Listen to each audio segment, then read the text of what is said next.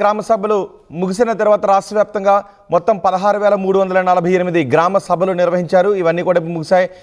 Ration కార్డులు, ఇందిరమ్మ ఇళ్ల కోసం లక్షల్లో గ్రామ సభల్లో దరఖాస్తులు వచ్చాయి. ప్రజాపాలనలో ఇందిరమ్మ ఇళ్ల కోసం 83 లక్షల దరఖాస్తులు వచ్చాయి. వీటిలో 30 లక్షల మందిని అర్హులుగా ప్రభుత్వం తేల్చింది. అలాగే రేషన్ కార్డుల కోసం 6,85,000 దరఖాస్తులు వచ్చాయి. 10 నుంచి 15 లక్షల ఎకరాలకు రైతు భరోసా కట్ చేస్తూ కూడా నిర్ణయం తీసుకున్నారు. అయితే ఇవాళ నుంచి మరోసారి లబ్ధిదారుల ఇంటికి సర్వే టీంలు వెళ్ళబోతున్నాయి. మరోసారి లబ్ధిదారుల ఇంటికి వెళ్ళి లబ్ధిదారులపై అభ్యంతరాలపై ఎంక్వైరీ చేసే అవకాశం ఉన్నట్టుగా తెలుస్తుంది. మా ప్రతినిధి రమేష్ ఉన్నారు పూర్తి సమాచారం అందించడానికి. ఒకసారి గ్రామ సభల్లో కొన్ని చోట్ల వివాదాలు చోటు చేసుకున్నాయి. గ్రామ సభలు జరుగుతున్నప్పుడు కాంగ్రెస్ బీఆర్ఎస్ నాయకుల మధ్య కొన్ని వాగ్వాదాలు కూడా చోటు చేసుకున్నాయి. టెన్షన్ వాతావరణం ఏర్పడిన పరిస్థితులు కూడా ఉన్నాయి. ఇవన్నీ ఈ గ్రామ సభలో చోటు చేసుకుని మొత్తానికి గ్రామ సభలు ముగిసాయి. మరోసారి ఇంటింటికి వెళ్ళి సర్వే చేయాలని ప్రభుత్వం అనుకుంటూ ఉంది. సర్వే టీములు కూడా ఇంటింటికి వెళ్ళబోతున్నాయి. గ్రామ సభలు జరుగుతున్నప్పటి దృశ్యాలు ఒకసారి చూద్దాం. ఓకే అండి, ఇప్పుడు మన రాష్ట్ర ప్రభుత్వం గౌరవనీయులు రేవంత్ రెడ్డి గారి ముఖ్యమైనటువంటి పథకాలు ఏవైతే ఉన్నాయో ఈ 4 పథకాలకు సంబంధించి 2024 మార్చి 31వ తారీఖు లోపు, అంటే ఒక ఆర్థిక సంవత్సరంలో ఎవరైతే 20 రోజులకు పైబడి పని, ఉదాహరణకి నా పేరు పద్మయ్య నాయుడు, నా పేరు వచ్చి దాంట్లో నాకు ఒక 2 ఎకరాలు ఉంది, నేను ఇక్కడ లిస్ట్ లో నా పేరు వచ్చిన ముఖ్యమైన విషయం ఏంటంటే అండి, దయచేసి పేరు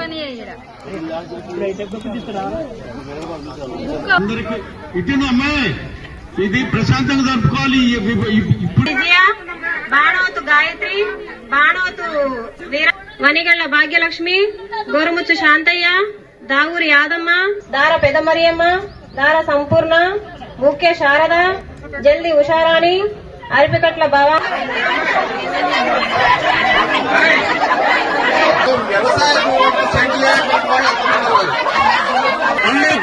ప్లీజ్ దయచేసి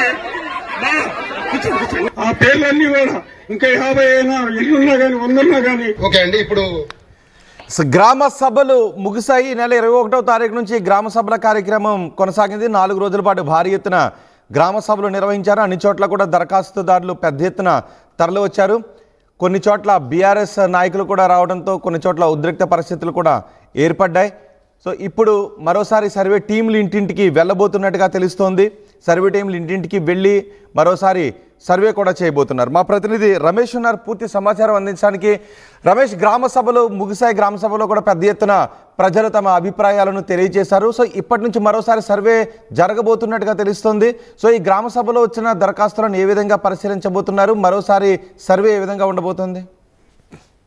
రైట్, 4 రోజుల పాటు మాత్రం గ్రామ సభలు అయితే పూర్తి కావడం జరిగింది. గ్రామ సభలలో కూడా ఎక్కువ సంఖ్యలో కూడా గతంలో ప్రజాపాలనలో దరఖాస్తులు చేసుకున్నప్పటికీ కూడా మళ్ళీ చాలా వరకు లబ్ధిదారులకు పేర్లు రానప్పటికీ కూడా ప్రజాపాలనలో దరఖాస్తు చేసుకోవచ్చు అని అధికారులు చెప్పడంతో ఈ 4 రోజుల పాటు కూడా పెద్ద సంఖ్యలో కూడా దరఖాస్తులు చేసుకున్నటువంటి పరిస్థితి అయితే కనిపించని చెప్పవచ్చు. 4 పథకాలు ఏదైతే ఉందో ఇందిరమ్మ ఇళ్లు, రేషన్ కార్డులు, రైతు భరోసా, ఇందిరమ్మ ఆత్మీయ భరోసా, ఈ 4 పథకాలకు సంబంధించి కూడా వరుసగా గ్రామ సభలు నిర్వహించడం జరిగింది. రాష్ట్ర వ్యాప్తంగా మొత్తం 16,348 గ్రామ సభలు కూడా నిర్వహించడం జరిగింది. వీటిలో ఎక్కువ సంఖ్యలో ఆ ఇందిరమ్మ ఇళ్ల కోసం దరఖాస్తులు రావడం జరిగింది. 83 లక్షల దరఖాస్తులు కూడా కేవలం ఇందిరమ్మ ఇళ్ల కోసమే దరఖాస్తు చేసుకోవడం జరిగింది. వీటిలో ఒక 30 లక్షల మందిని కూడా అర్హులుగా తేల్చినటువంటి పరిస్థితి కనిపించింది. ఆ తర్వాత రేషన్ కార్డుల కోసం చూసినట్లయితే రేషన్ కార్డుల కోసం 6,85,000 దరఖాస్తులు కూడా రావడం జరిగింది.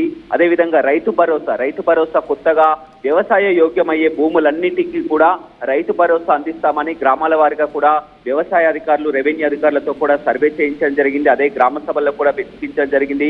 మొత్తం మీద గతంతో పోల్చుకుంటే గతంతో ఆ గుట్టలు రియల్ ఎస్టేట్ కూడా ఇవ్వడం జరిగింది. అలాంటిది ఇప్పుడు 10-15 లక్షల ఎకరాల వరకు కూడా రైతు భరోసా కట్ చేయడం జరిగింది. అయితే నిన్న మొన్నటి వరకు ఈ 4 రోజుల పాటు గ్రామ సభలలో ఎవరైతే ఆ లబ్ధిదారులు వచ్చారో ఆ లబ్ధిదారుల ఇంటింటికి వెళ్ళి కూడా ఈ రోజు నుంచి కూడా సర్వే చేయనున్నారని చెప్పవచ్చు. ఆ లబ్ధిదారుల ఇంటికి వెళ్ళి వీళ్ళది వచ్చింది మరొకసారి కూడా సర్వే కొనసాగుతుంది. ఎవరైనా మళ్ళీ ఫిర్యాదులు వస్తాయా, అన్ని విధాల అర్హత ఉందా లేదా అని కూడా సర్వే చేయనున్న అంశం కనిపిస్తుంది. అదేవిధంగా ఈ 4 రోజుల పాటు చేసినటువంటి సర్వే ఆధారంగా కూడా ఇవాళ సీఎం రేవంత్ రెడ్డి మంత్రులతో కలిసి కూడా ఆ సమావేశం నిర్వహించున్నారు. ఎందుకంటే రేపటి నుంచే ఈ కార్యక్రమాన్ని ప్రారంభించాలని చూస్తున్నారు కాబట్టి ఇది రాష్ట్ర వ్యాప్తంగా ప్రారంభించాలా లేకపోతే జిల్లాల వారీగా ప్రారంభించాలా, ఏ విధంగా ప్రారంభించాలి? అయితే వీటిలో కూడా ఒక స్పష్టత రాలేదు. ఈ 4 అంశాల పరిధిలో కేవలం ఒక రైతు భరోసా, ఇందిరమ్మ ఆత్మీయ భరోసాకు సంబంధించి క్లారిటీ వచ్చింది. కానీ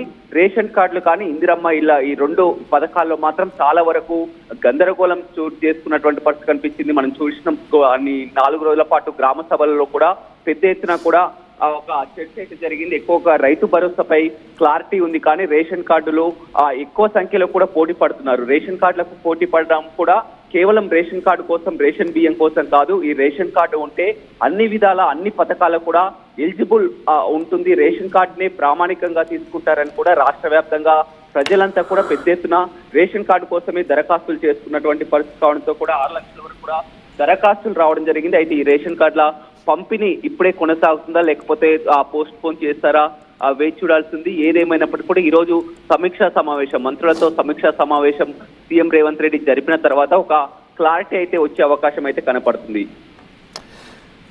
రైట్ రమేష్, గ్రామ సభలు ముగిశాయి. సుమారు 16,000కు పైబడి గ్రామ సభలు నిర్వహించారు. ఈ గ్రామ సభల్లో మొత్తం 4 పథకాల కోసం లబ్ధిదారులు దరఖాస్తులు చేసుకున్నారు. ఆ 4 పథకాల్లో ఇందిరమ్మ ఇల్లు ఉంది, రైతు భరోసా ఉంది, అలాగే కొత్త రేషన్ కార్డులు ఉన్నాయి. ఇందిరమ్మ ఆత్మీయ భరోసా కోసం ఈ పథకాల కోసం దరఖాస్తులు చేసుకున్నారు. 16,348 గ్రామ సభలు నిర్వహించారు. ఈ గ్రామ సభల్లో ప్రజల నుంచి